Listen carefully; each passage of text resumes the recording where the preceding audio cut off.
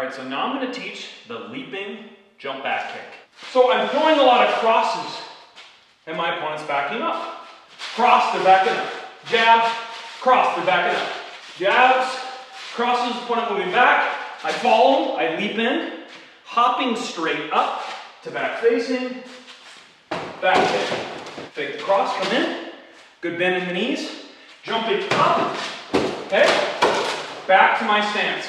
I'm curling my toes back. I'm trying to hit mainly with the heel on this. My opponent is backing up, they're trying to get way out of distance.